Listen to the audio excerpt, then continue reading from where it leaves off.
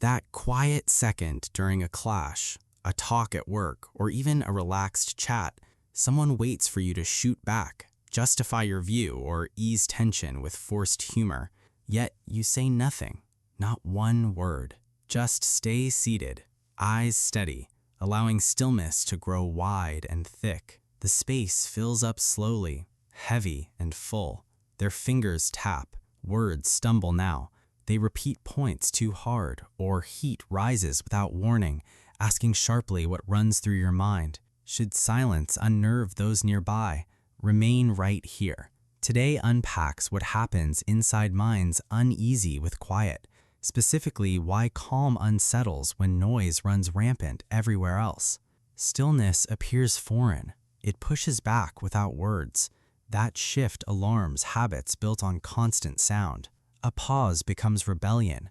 Normal chatter turns fragile under motionless presence. People expect reaction. They brace for response. Empty space between speech triggers alert. Unfilled seconds feel dangerous to some. This tension reveals more about them than it does about you. Most talk between people follows hidden rules everyone knows but never writes down. One person says something, another jumps in fast, agreeing, pushing back, showing how they feel.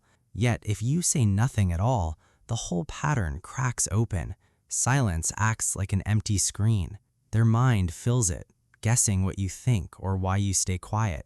Without words from you, their thoughts turn inward, spinning stories about your stillness.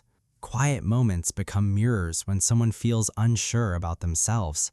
When fear of being pushed away runs deep, stillness seems like proof they're disliked. Guilt shapes how they see your pause, as if secrets were uncovered. The hush around them does not act. It only reveals what already lives inside. Stillness changes how minds connect. Mirror neurons inside our heads track what others feel, almost like invisible threads. A noisy space floods them with signals they must sort through fast. Yet silence does something odd. When bodies freeze, those cells get too little to work with. A stray thought in someone else's mind feels like a threat to the brain's alarm system. When you stay quiet, they miss the cues that help balance how they see themselves. Are you waiting? Tuning them out? Noticing what hurts beneath the surface? Stillness tilts things quietly. Space between words pulls influence toward whoever holds it without rushing. Back then, survival often meant noticing who stayed quiet. A shout told you everything, where the threat stood, what it wanted. Silence carried more weight than sound ever did. Those who watched closely learned fast. Stillness wasn't calm, it was calculation. Long before words shaped warnings, bodies responded to hush differently. The loudest weren't always the danger. The real risk moved without noise. That opponent who quit yelling and stood still, they were sizing up where you falter. Long ago, silence meant danger. Our kind learned to tense at sudden quiet. The hush after noise once signaled predators near. In arguments, when sound drops away, nerves flare without reason. Bodies react before minds catch up. Stillness pokes an old wound in their gut. Here's the truth though. It gets complicated when stillness becomes a shield. What feels like calm can slowly twist into something sharper. Choosing quiet to reflect or recharge stands on its own. But pulling away just to unsettle someone, that's different. Holding words to force guilt isn't peace. It's pressure shaped like patience. A gap opens when listening stops being giving space and starts feeling like withholding. Truth cuts deep. Your calm might guard your peace. Then again, it could serve as a barrier aimed at those who love you. Silence wraps itself around fear.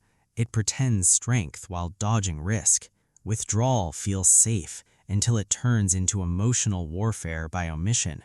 Silence might remind you of home when you were small. Perhaps noise ruled there. Shouting felt ordinary, yet quiet carried weight, heavy with unspoken anger or distance. A hush wasn't peace. It signaled withdrawal, coldness, the invisible wall after conflict. You noticed fast. Stillness kept you safe, so you froze, waited, disappeared into yourself until the tension passed. that child's habit lingers, using quiet as armor.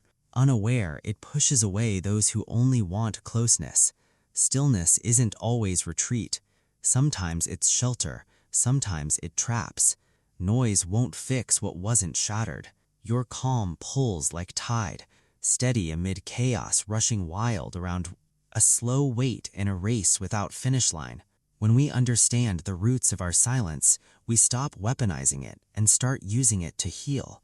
True power doesn't come from holding back to hurt, it comes from holding space to understand. The next time you find yourself entering a heavy silence, ask yourself, am I protecting my peace or building a cage? Because a cage keeps everyone out, but it also traps you inside with the very noise you ran from. Let your quiet be a bridge, not a wall. Let it be the place where healing begins. You have the strength to redefine your patterns. The quiet inside you is a superpower when guided by love instead of fear.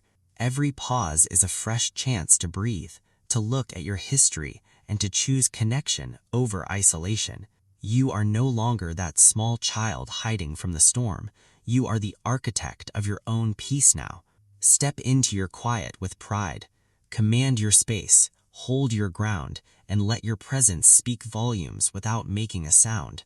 Subscribe if something here showed you how you really connect with others.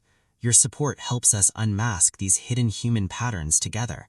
Then tell me in the comments below, what happens when you stop speaking first? I read every single story you share.